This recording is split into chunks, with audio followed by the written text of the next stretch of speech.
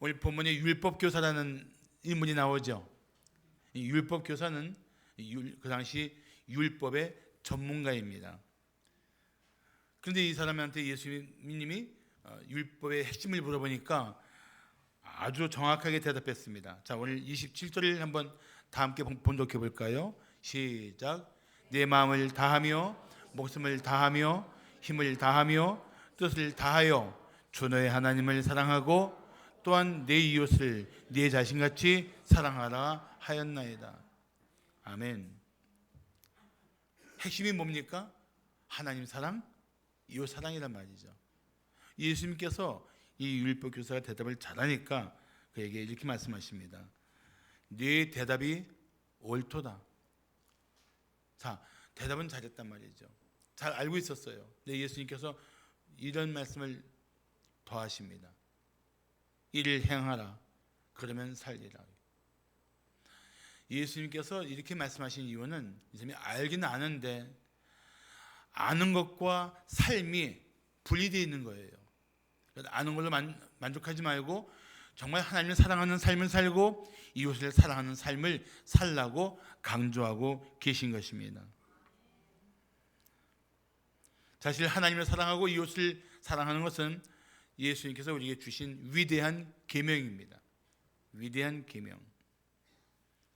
그런데 정말 우리가 하나님의 은혜를 받고 구원받은 성도로서 하나님을 사랑하되 마음을 다하며 목숨을 다하며 힘을 다하며 뜻을 다하여 사랑하고 있는가? 내가 하나님을 그렇게 사랑하는가? 라고 한번 스스로 물어보세요. 내가 하나님을 그렇게 사랑하고 있는가? 비록 베드로는 예수님을 3번 부인했던 끔찍한 기억이 생생하지만 부활하신 후에 그를 만나신 예수님께서 네가 나를 사랑하느냐 묻는 순간 그는 주저하지 않고 이렇게 대답합니다.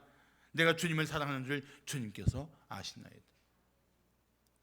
모든 것을 아시는 주님, 내 마음의 중심, 숨은 생각까지 아시는 주님 아시잖아요. 제가 비록 3번 예수님 부인한 그런 정말 고통스러운 일이 있었지만 그래도 저는 주님 사랑합니다. 우리가 완전해서 주님 사랑하는 게 아니에요. 부족하지만, 문제 있지만, 허물이 있지만 그래도 나는 주님을 사랑합니다. 이 고백으로 살아가는 성도를 되시기를 축복합니다. 정말 주님을 사랑하는 그 마음이 있어야 돼요. 그런데 중요한 것은 뭔지 아십니까? 하나님을 진실로 사랑하는 성도는 이웃을 사랑할 수밖에 없다는 것입니다. 말로 하나님을 사랑한다고 하면서 이웃을 사랑하지 못한다면 그 하나님 사랑이 거짓말인 거예요. 그래서 요한 1서 4장 21절에 말씀하기를 우리가 이 계명을 어떤 계명? 하나님을 사랑하고 이웃을 사랑하는 이 사랑의 계명을 주께 주 예수 그리스도께 받았나니 하나님을 사랑하는 자는 또한 누구를? 그 형제를 사랑할지니라. 아멘. 정말 하나님을 사랑하는 사람은 형제를 사랑하고 이웃을 사랑해야 마땅합니다. 자, 예수님께서 그 대답 잘하는 율법교사에게 내 대답이 옳다 말씀하시니까는 이 율법교사가 우쭐해져 갖고 자기를 옳게 보이려고 또 질문합니다. 누가 내 이웃입니까?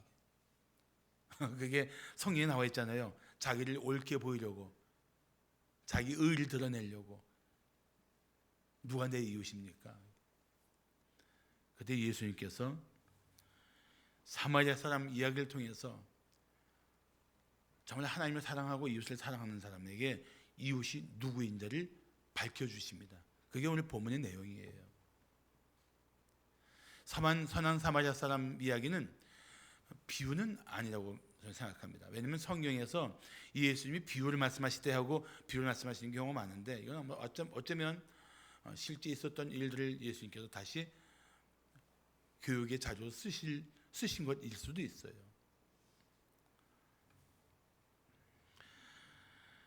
예수님 당시에 예루살렘에서 여리고로 내려가는 길은 약 30km 정도 됩니다. 그런데 이 길이 워낙 험악하기로 유명했습니다. 그러니까 여행객들을 덮치는 강도들이 수시로 출몰했던 것입니다. 오늘 이야기 속에 바로 그 강도 맞는 사람의 이야기가 있고 그 사람을 섬기는 사마리아 사람의 이야기가 있는 것입니다. 예수님 말씀하신 이 사마리아 사람을 통해 우리가 받아야 할 교훈이 있습니다. 주님은 우리가 말로만 사랑하지 않고 사랑의 계명을 따라서 진정한 사랑으로 이웃을 사랑하기를 원하십니다. 자, 우리가 실천해야 할 이웃 사랑은 무엇일까요? 첫째, 죽어가는 영혼에게 도움을 베푸는 것입니다. 죽어가는 영혼에게. 몇 년 전 네팔의 수도 카트만두에 규모 7이 넘는 강진이 일어났었습니다. 폐허가 된 카트만두의 그 모든 처참한 현실을 보면서 전 세계에서 구호 물품과 자원봉사자들이 몰려왔습니다. 그 후에 많은 티베트인들이 기독교로 개종하는 놀라운 일이 벌어졌습니다. 티베트의 전통 불교인 라마교의 승려 약 60여 명과 약 20만 명의 티베트 국민이 기독교로 돌아온 거예요. 대참사가 일어났을 때 표를 찾아서 온 많은 사람들이 선행을 했는데, 사랑을 베풀었는데 그들 대부분이 다 그리스도인들이었다고 합니다. 이들은 종교를 가지지 않고 고통당하는 사람들을 위해서 정말 성실히 봉사했다고 합니다. 그 카트만두의 국민들을 위한 구호가 끝나고 봉사자들은 돌아갔지만 그 봉사자들이, 그 그리스도인 봉사자들이 뿌린 사랑의 씨앗이 결실을 맺었던 것입니다. 평생 라마교를 믿었던 승려는 이런 고백을 했습니다. 우리가 위험에 처했을 때 기독교를 제외한 다른 종교인들을 볼 수 없었습니다. 하지만 그리스도인들은 그리스도의 사랑을 보여주었습니다. 무려 60명의 라마교 승려와 약 20만 명의 국민이 돌아온 거예요. 이 재난 가운데에서. 그렇습니다. 이 세상을 변화시킬 수 있는 힘은 복음의 능력과 사랑의 헌신 가운데 있다고 저는 믿습니다. 정말 철저히 믿어요. 예수님은 율법 교사가 대답한 네 이웃을 네 자신같이 사랑하라는 말에 즉시 이런 말씀을 덧붙였습니다. 네 대답이 옳도다. 이를 행하라. 그러면 살리라. 사마리아 사람은 여리고로 가는 길에 강도를 만나 거의 죽은 사람을 보았습니다. 그냥 두면 죽을 수밖에 없는 상태라는 것은 멀리서 봐도 알 만큼 처참한 모습이었습니다. 그래서 다가가서 급하게 치료해 줬습니다. 제사장도 그냥 지나가고 레위인도 그냥 지나갔는데 이 사마리아 사람은 다가가서 무슨 그 응급 조치를 하고 걷기는커녕 길 힘도 없는 이 사람을 자기 짐승에 태워서 주막에 데리고 갑니다. 상태가 워낙 중하니까 자기가 가지고 있던 돈 2데나리온, 이틀치 일당이니까 요즘으로 말하면 20만 원 정도를 다 주고, 그리고 주막 주인한테 또 말을 더합니다. 이것이 부족하면 내가 돌아오는 길에 갚겠습니다. 왜 이런 말을 했을까요? 워낙 상태가 안 좋으니까 치료비가 많이 들 수밖에 없고, 그래도 만만치 않은, 그만큼 이 사람은 지금 심각했던 거예요. 거의 죽었다고 봐도 상관없다고 생각합니다. 거의 죽은 사람이었습니다. 근데 이러한 사마리아 사람의 이 모습이 바로 이웃을 사랑하는 진정한 모습이라는 것입니다. 주님은 이거를 보여주고 싶은 거예요. 근데 사실 알고 보면 우리는 다 죽어가는 존재입니다. 그래서 서로 불쌍히 여기고 서로 사랑해야 할 대상입니다. 언제 죽을지 모르잖아요.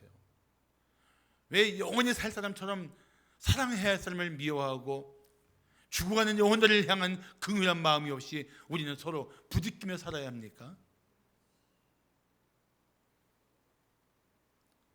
윤동주가 쓴 서시, 유명한 그 서시에 이런 문장이 있습니다. 별을 노래하는 마음으로 모든 죽어가는 것을 사랑해야지. 그리고 나에게 주어진 길을 걸어야겠다. 별이 어떤 거예요? 어둠 속에서 작지만 그 빛을 잃지 않고 빛나는 것처럼 그 별을 보면서 나도 이 어둠 속에서, 사망의 어둠 속에서 삶에 부대끼며 죽어가는 저 인생들을 사랑해야지. 그게 시인의 고백이 아니겠습니까?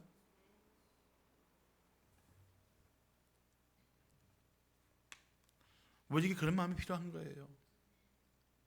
죽을 수밖에 없는 인생들, 죽어가는 영혼들, 그들을 무심히 보고 지나치는 것은, 더구나 제사장이, 레위인이 그럴 수 없단 말이죠. 우리가 그리스도인인데 이웃들이 죽어가는 그 상황에 있는 것을 그냥 무심히 보는 것은 나는 합당치 않다고 생각합니다. 이웃사랑은 죽어가는 영혼들을 보며 그들을 긍휼히 여기는 마음으로 다가갈 수 있는 것이 바로 사랑의 출발이라고 저는 믿습니다.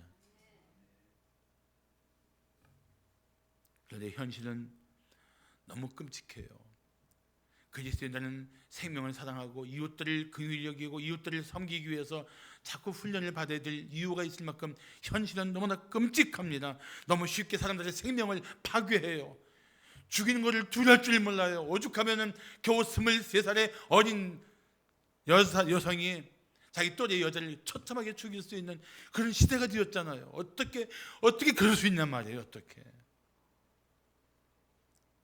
이렇게 사망의 권세가 미친 듯이 널뛰는 세상에서 그리스도인들이 이 죽어가는 영혼들을 향한 사랑의 마음을 잃어버리면 누가 이 어둠의 땅에 생명의 빛을 비칠 수 있겠어요? 우리가 해야 됩니다. 세상 사람들은 이렇게 말합니다. 날 사랑하면 나도 너를 사랑할 거야. 날 미워하면 나도 너를 미워할 거야. 그건 세상 사람들의 삶의 방식이에요. 우리는 그렇지 않습니다. 주님은 우리에게 이렇게 말씀하십니다. 마태복음 5장 44절을 보시면 나는 너희에게 이르노니 너희 원수를 사랑하며 너희를 박해하는 자를 위하여 기도하라.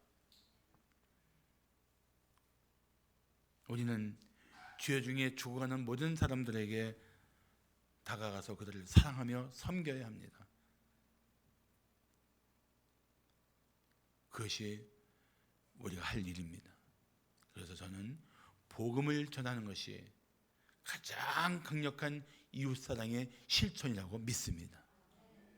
자, 우리가 실천해야 할 이웃사랑은 무엇일까요? 둘째, 적대적인 사람에게 사랑을 베푸는 것입니다. 적대적인 사람.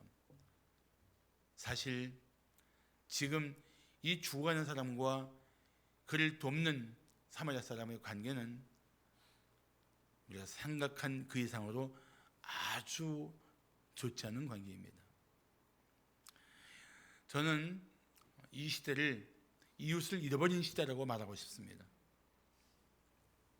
이웃이 없이 자기만 생각하는 극도의 이기주의가 판치는 시대라고 생각합니다. 특히 유대인은 더 심각합니다. 유대인은 그들만이 하나님의 택하심을 받은 선민 사상을 가진 사람들입니다.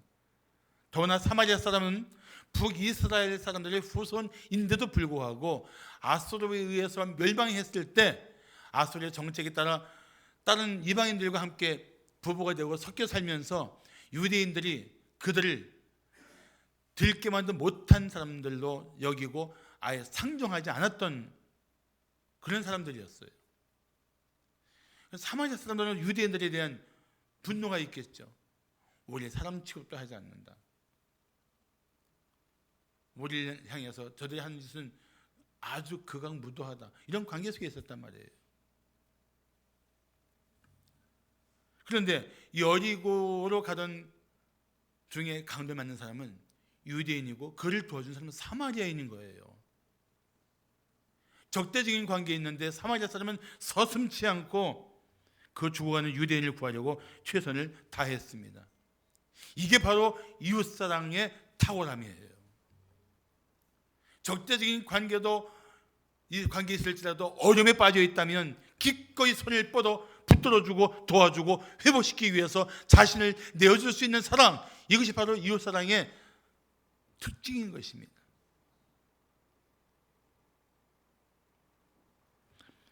예수님은 산상수훈에서 이런 말씀을 하십니다. 또 네 이웃을 사랑하고 네 원수를 미워하라 하였다는 것을 너희가 들었으나 나는 너희에게 이르노니 너희 원수를 사랑하며 너희를 박해하는 자를 위하여 기도하라. 아멘. 이것이 바로 예수 그리스도 안에 있는 성도들의 사랑의 방식이고 삶의 방식인 것입니다.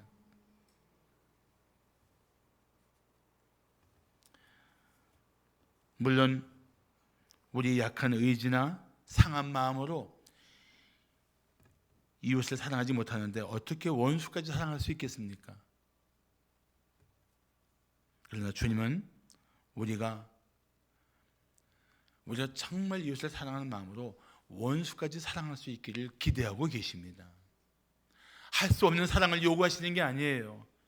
그 마음을 가지고 이웃을 사랑하기로, 원수까지 사랑하기로 마음 먹으면 주님이 우리의 마음 가운데 힘을 주시고 그런 사랑할 수 있도록 도와주실 것입니다. 순종하는 자에게 주시는 은혜예요. 구약도 이렇게 강조합니다. 레위기 19장 18절 보시면 원수를 갚지 말며 동포를 원망하지 말며 내 이웃 사랑하기를 내 자신과 같이 사랑하라. 나는 여호와이니라. 하나님도 그렇게 우리가 이웃을 사랑하며 원수까지도 품을 수 있기를 명령하고 계십니다. 만일 운전하고 가는 중에 교통사고 나서 죽어가는 사람이 있는데 원수예요. 정말 이 사람만 생각해도 막 잠이 안 오고 분노가 치밀고 죽었으면 좋겠다고 생각했던 사람이 그렇게 죽어가고 있을 때 우리는 어떻게 해야 될 것 같습니까? 선택의 여지가 없어요. 일단 무조건 살려야 돼요. 그런데 여러분 아십니까?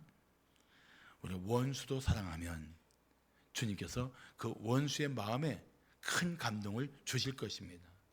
그래서 우리가 그런 사랑을 베풀 때 원수도 친구가 되는 놀라운 변화가 가능한 줄로 믿습니다.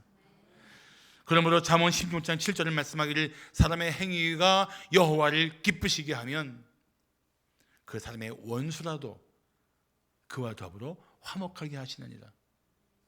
우리가 하나님 말씀에 순종해서 이웃을 사랑하면 원수까지 품으면 그 관계를 바꾸실 수 있는 하나님의 손길이 나타날 줄로 믿습니다. 그래서 사랑해야 돼요.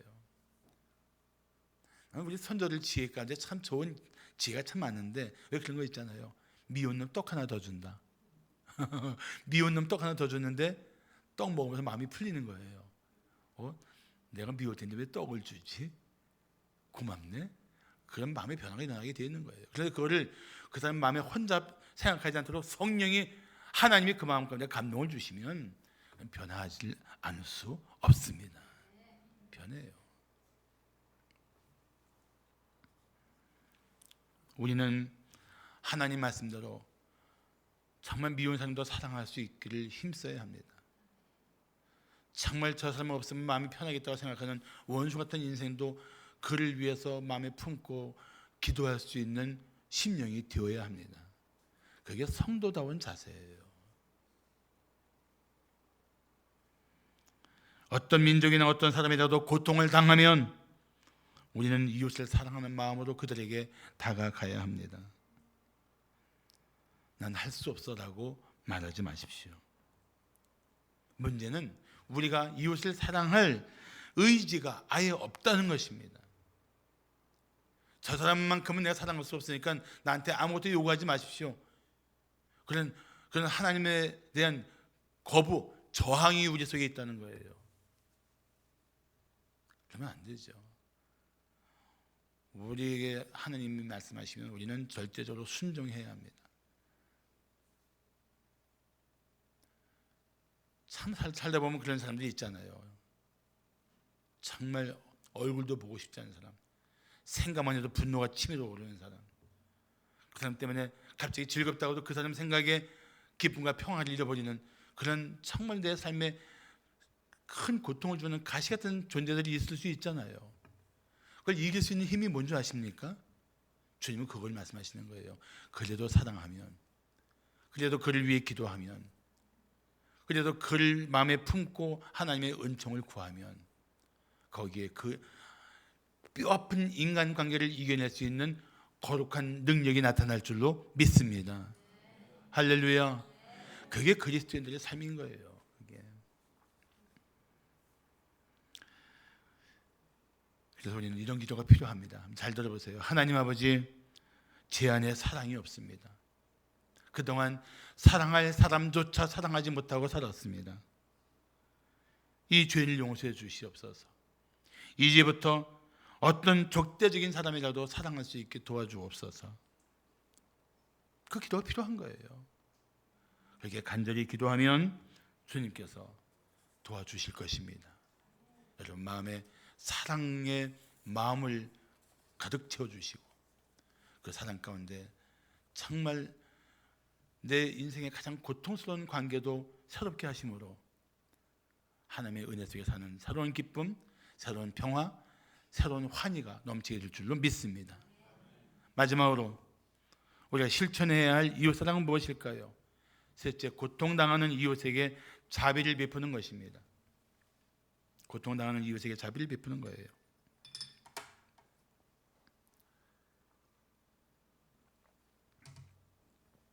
매일 길에서 구걸을 하는 불쌍한 고아 소년이 있었습니다. 하루는 어떤 사람이 돈을 주면서 이렇게 말했습니다.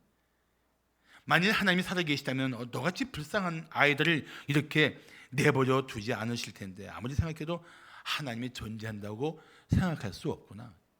그런데 이 아이가 놀라운 대답을 하는 거예요. 그렇지 않아요, 아저씨? 하나님은 다른 사람에게 저같이 불쌍한 사람을 내버려 두지 말라고 말씀하실 거예요. 하나님이 가만히 계시는 것이 아니라 사람들이 하나님의 말씀을 듣지 않는 거예요. 어린아이인데 그 말에는 깊은 신학이 있어요. 왜 고통 가운데 있는 우리 이웃들이 점점 늘어나는가? 그들을 사랑하고 섬길 사람들이 비겁하게 자기만 챙기고 자기만 잘 살고 자기 욕심만 채우기 위해 버둥거리니까 이 사회가 그렇다는 거예요. 이걸 풀 수 있는 길이 무엇입니까? 우리가 하나님 말씀대로 이웃을 사랑하는 일을 힘써야 풀리는 거예요. 완전히 해결되지 않아도 작지만 큰 변화들이 계속 일어날 수 있는 겁니다. 주님은 우리에게 그걸 기대하고 계시는 거예요. 너만 배부르면 되냐? 너만 잘 살면 돼? 아니잖아. 말씀하시는 거예요.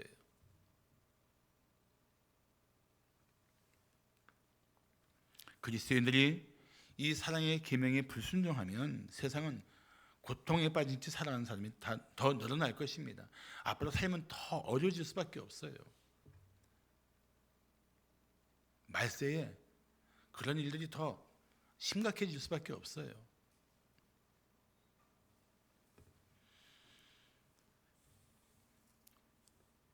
율법 교사가 이런 질문을 했습니다. 내 이웃이 누굽니까? 예수님은 이 사마리아 사람의 이야기를 말씀하신 후에 이렇게 물으십니다. 누가 이웃이 되겠느냐?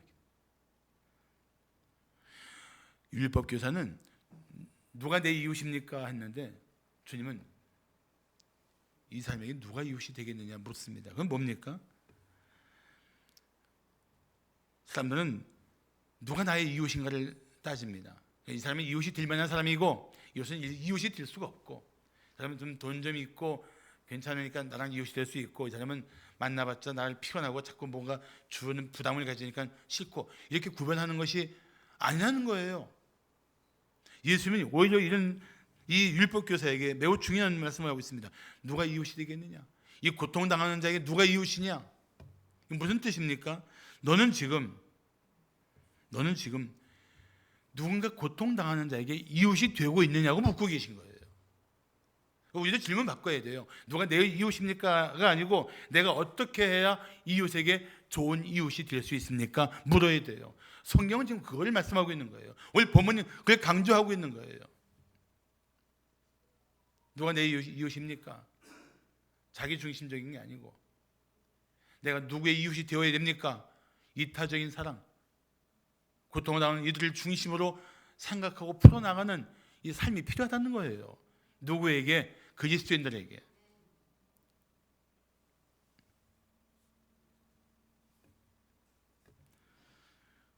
이 율법교사는 대답은 참 잘해요. 예수님께서 물으십니다. 너는 고통당하는 사람의 이웃으로 살고 있는가? 그래서 예수님께서 이렇게 부르신 거예요. 누가 이웃이 되겠느냐? 그때 율법 교사가 넙죽 대답 잘합니다. 자비를 베푼 자입니다. 맞죠? 그러니까 예수님께서 말씀하십니다. 38절에 가서 너도 이와 같이 하라. 누가 내 이웃인가 묻지 말고 나는 지금 누군가 고통당하는 자의 이웃으로 살고 있는가? 그걸 살피라는 거예요. 이 본문의 분명한 메시지를 우리 성도들이 마음에 품고 나가기를 축복합니다. 우리는 고통당하는 이웃에게 자비를 베푸는 그리스도인들이 되어야 합니다. 사실 이 사람은 지금 굉장히 위험한 짓을 하고 있는 거예요. 지금 강도 만나서 죽어가는 사람을 돌보고 있는데 강도가 또 튀어나오면 어떡해요? 강도 상습 출몰 지역인데 자기도 어떻게 보면 생명 걸고 하는 일이에요. 거기다가 시간 뺏기죠. 물질 사용하죠. 자기 여행의 일정에 또 차질이 생기죠. 어차피 이웃을 사랑하기 위한 일에는 헌신과 희생이 필요합니다. 자기 욕심 다 챙기면서 이웃을 돌아볼 수 있는 길은 없어요. 그런데 중요한 것은 자비를 베푸는 사람들에게 부어주시는 하나님의 특별한 은혜가 있습니다. 믿습니까?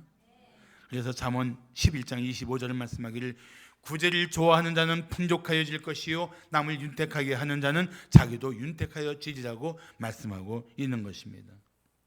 이웃을 위한 희생을 꺼리는 것은 그리스도인다운 태도가 아닙니다. 어쩌면 우리 안에도 이 세상 사람보다 더 사랑 없는 그리스도인이 있을 수 있어요. 우리는 그동안 무관심했던 이웃들을 다시 한번 돌아봐야 합니다. 가장 가까이 가족부터, 내 배우자가, 내 자녀가, 내 부모님이 내 무심함 속에서 내가 사랑하고 섬겨야 될 그분들의 삶에 아픔이나 고통은 없는가 돌아봐야 돼요. 무심코 뱉은 말 한마디가 내 배우자와 자녀를 아프게 하지 않았는가 돌아봐야 돼요. 사랑하는 마음으로 다가가서 사랑하는 마음으로 끌어안고 함께 은혜를 나눌 수 있는 새로운 변화들이 우리 성도들 가정에서 먼저 일어나기를 축복합니다.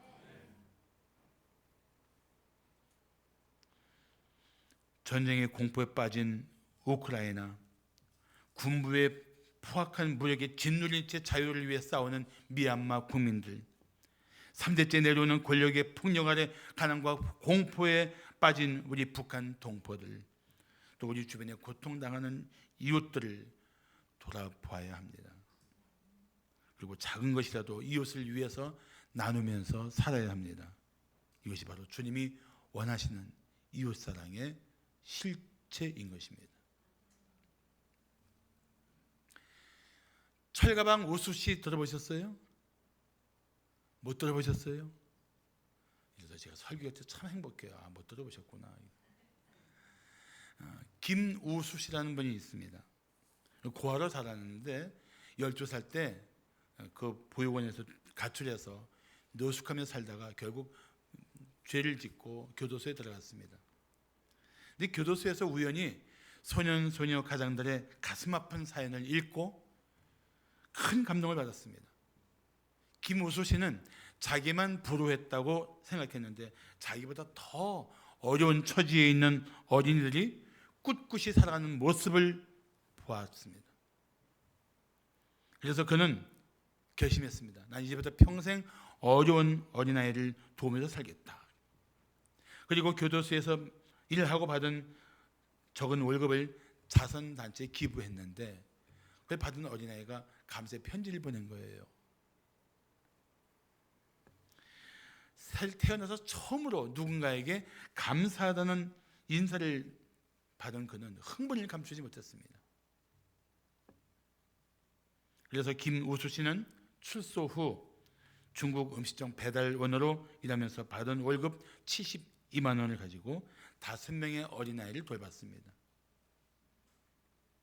이것이 널리 알려져서 청와대 초청을 받았는데 기자가 만나서 물었을 때 김우수 씨는 이렇게 대답했다고 합니다. 청와대 초청받은 것보다 나눌 수 있는 삶이 난 더 기뻐요. 그렇게 열심히 살던 이 김우수 씨가 2011년 9월 교통사고로 뜻밖의 세상을 떠납니다. 그런데 김우수 씨가 이 땅에서 마지막으로 준비한 일이 드러났습니다. 자신이 사망하면 받을 4천만 원의 보험금을 어린이 재단 앞으로 해놓고 또 전에 서약했던 장기 기증을 실천했던 것입니다. 자신은 정작 외롭게 홀로 살았지만 최선의 삶으로 하나님 나라에 헌신했던 김우수 성도의 이야기입니다. 사람 취급받지 못했던 사마리아 사람이 죽어가는 유대인을 위해서 사랑을 베푼 것과 세상에서는 인정받지 못했지만 자기가 안에 받은 감동을 따라 어린아이들을 위해서 자기의 전부를 내어줄 수 있었던 이 김우수 씨의 삶이 이게 한편의 그림처럼 연결되지 않습니까? 그러면 우리는 어떻습니까? 나는 정말 이웃을 사랑하고 있을까요? 그래서 나누며 베풀고 살고 있습니까? 지난주에 금요일 날 두 군데 우리 교회 성도들 헌금을 가지고 구제를 나눴습니다. 보라동 주민센터에 나누고 상갈동 주민센터에 나눴어요. 사진도 그 찍었는데 사진 보여줄 수 있어요? 이 목사님? 네. 그래서 그걸 나누면서 저는 얼마나 기뻤는지 몰라요. 기쁜데 한 가지 마음이 또 어떤 마음이 있냐면 너무 적다. 너무 적다.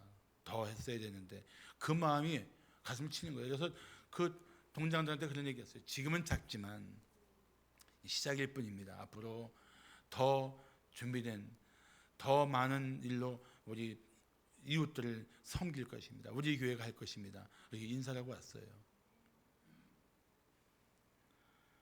사랑하는 성도 여러분, 그동안 사랑해야 할 사람을 사랑하지 못하고 살았다면 이제 변해야 합니다. 사랑해야 할 사람을 사랑하기는커녕 미워하고 살았다면 그 죄를 회개해야 합니다. 이제는 말뿐인 신앙이 아니라 정말 삶 속에서 하나님의 말씀을 따라 이웃을 사랑하는 성도다운 삶을 회복해야 합니다. 정말 그렇게 내 마음에 하나님을 사랑하고 이웃을 사랑하는 그 마음이 내 삶에 가득해서 나를 변화시키는 힘이 되어야 합니다. 주님께서 말씀하십니다. 행하라. 그러면 살리라. 기도하겠습니다.